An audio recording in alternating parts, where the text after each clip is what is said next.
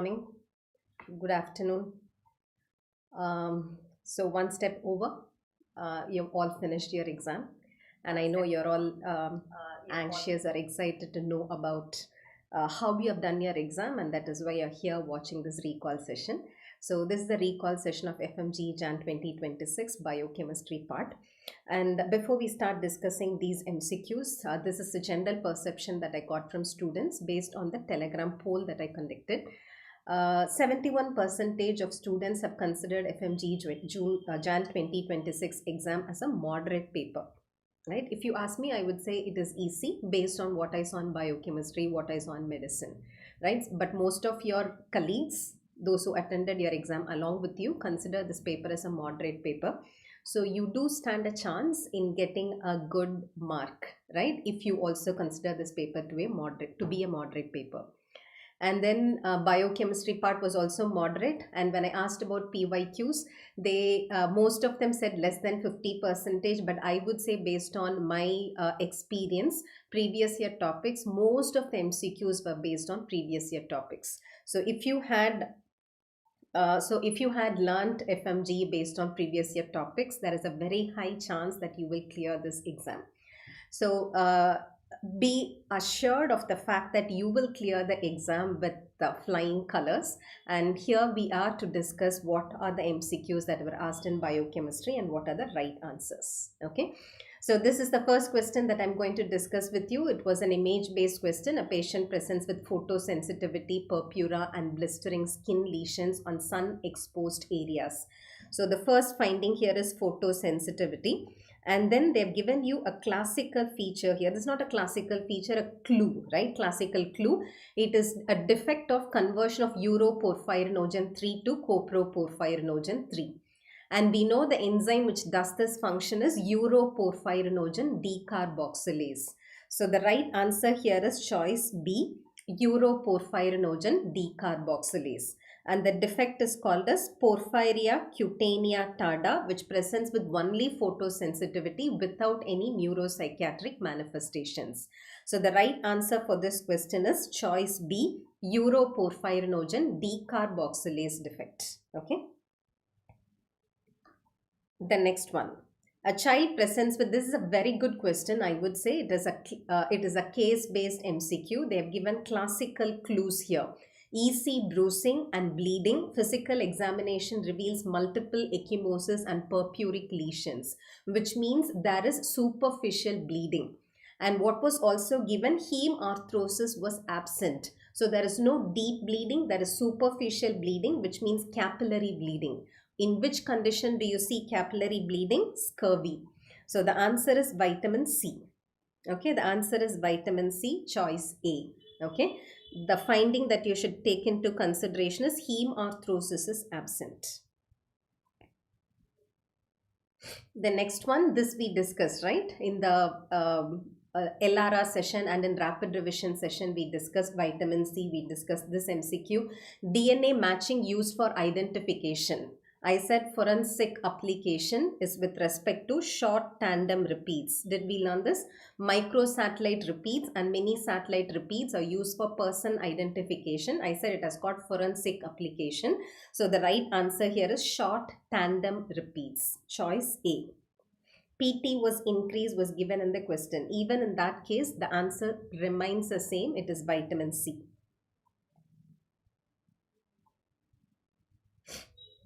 Eruptive xanthomas with a prominent chylomicron band on lipid electrophoresis, right? Eruptive xanthomas, this also we discussed in rapid revision session. Eruptive xanthomas with a prominent chylomicron band will be familial chylomicronemia syndrome, which is type 1 hyperlipoproteinemia that is caused by the defect of either ApoC2 or lipoprotein lipase. So what is the right answer here? The right answer here is choice B. Lipoprotein lipase deficiency is familial chylomicronemia syndrome or type 1 hyperlipoproteinemia, wherein triglyceride level is massively elevated, and these patients present with eruptive xanthomas and a prominent chylomicron band on lipid electrophoresis. So the answer is choice B. Oh, the question was like bleeding does not stop normally and the PT was increased. Hmm. If that is given, then probably it is vitamin K. Okay, if they had given PT was increased and the bleeding does not stop normally, then I would change it to vitamin K. And whatever I gave you as vitamin C is based on the question that was given to me. Okay, if they said PT was elevated and bleeding does not stop, then I would go for vitamin K. Okay, so answer for this MCQ is choice B. There was no option of vitamin C, then it's obviously vitamin K. Okay. A patient presents with ataxia, ichthyosis, retinitis pigmentosa, right? Retinitis pigmentosa and cardiac conduction defects. The answer is Refsum's disease. Because of this phrase, phytanic acid level is elevated. I've told you, Refsum's disease is caused by the defect of phytanic acid oxidase. The moment they say phytanic acid level is elevated, you should answer it as Refsum disease. Why am I not choosing Zellweger syndrome? Because even in Zellweger syndrome, very long chain fatty acids are elevated, branch chain fatty acids are elevated. But Zellweger syndrome, death happens in infancy. They classically present with severe hypotonia. Retinitis pigmentosa is classical of Refsum's disease. So the answer is choice B. A child is evaluated for cardiomegaly and features of heart failure. Did I tell you? I gave you a shortcut also for this, Pompey's disease. In Pompey's disease, the pump is affected, the heart is affected. So I said whenever they give you glycogen storage disorders among choices, with heart getting involved, the answer should be Pompey's disease, which is caused by the defect of acid maltase or alpha glucosidase. This was also discussed in the rapid revision session.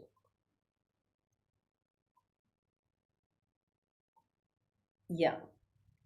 The next MCQ, a child presents with hepatosplenomegaly, anemia and bony pain. This also was discussed in rapid revision. It is like, had you attended FMG rapid revision LRR session that was on YouTube, that was conducted on YouTube, you would have answered 90% of MCQs in biochemistry. So I classically told you this, hepatosplenomegaly, anemia, bony pain, crumpled tissue paper appearance with cerebroside accumulation is Gaucher's disease. And I also told you Gaucher's disease is caused by the defect of beta-glucosidase or beta-glucosyl cerebrosidase. The answer is choice C. Very good, all of you. I am happy that most of you answered it. Crumpled tissue paper was given and it was asked which disease is it? Gaucher's disease. Okay, good. So instead of enzymes, had they given you disorders, and the answer is Gaucher's disease. Thank you, Pallavi, for helping me to fine-tune these MCQs. A child presents with self-mutilating behavior. This also we discussed, right? Leach-Nyhan syndrome, self-mutilating behavior. Leach was the mnemonic that I gave you. Here S stands for self-mutilation. H stands for hypoxanthine guanine phosphoribosyl transferase defect. Right? So what is the right answer here? The right answer here is choice C. I would exclude all other choices. If adenosine deaminase is defective, uric acid level will be low. Xanthine oxidase defect, uric acid level is low, right? Glucose 6-phosphatase defect, yes, uric acid level can be high, but there is no self-mutilation.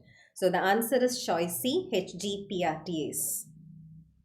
You smiled at this question. Good, Pallavi. Yes, it's a very famous popular MCQ, right? So HGPRTase.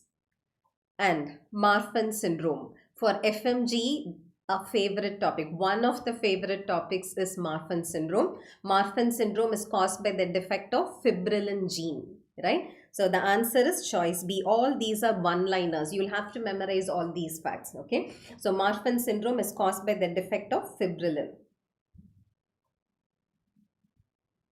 A child presents with hepatosplenomegaly. Histological examination shows foam cells due to lipid accumulation.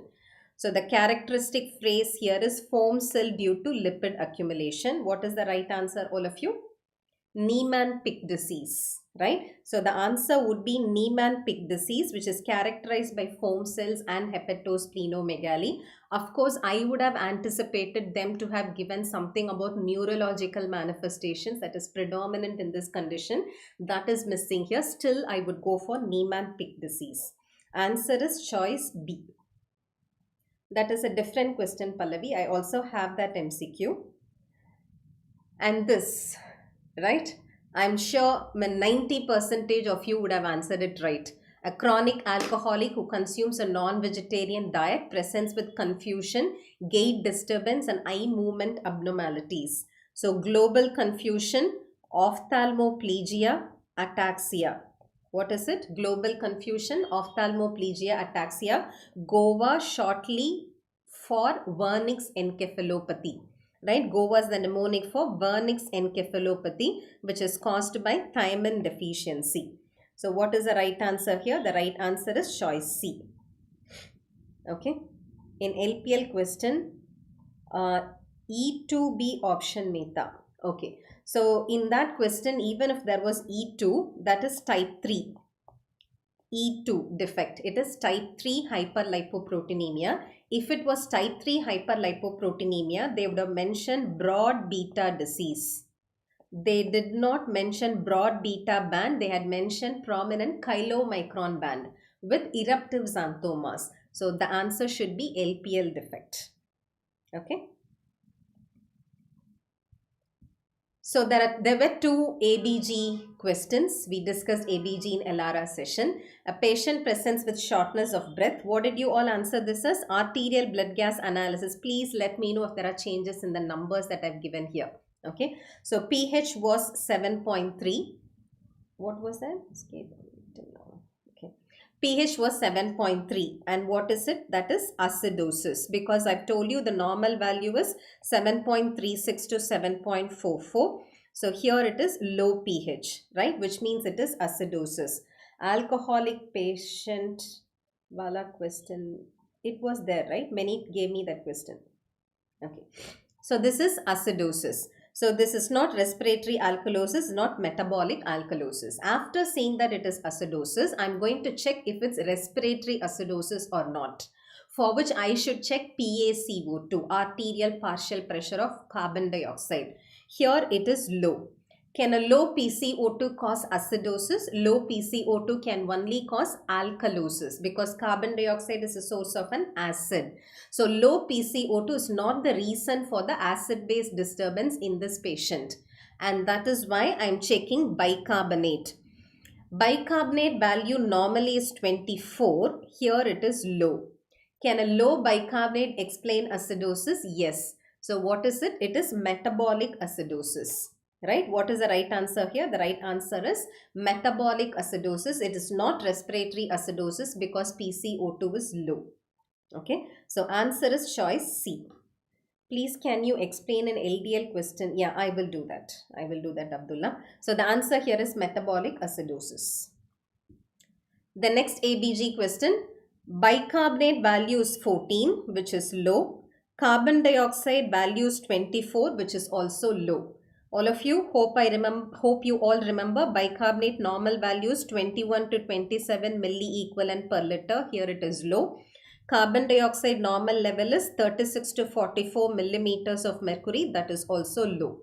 But the pH is normal, right? With pH being normal, if both these values are low, then there are two possibilities.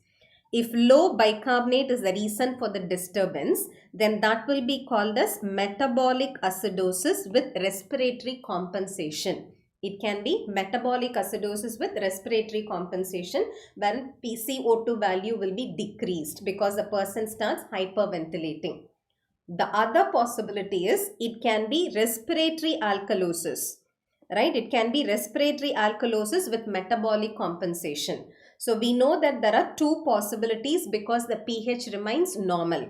So what are the choices that you can exclude here? This is definitely not respiratory acidosis. This is definitely not metabolic alkalosis.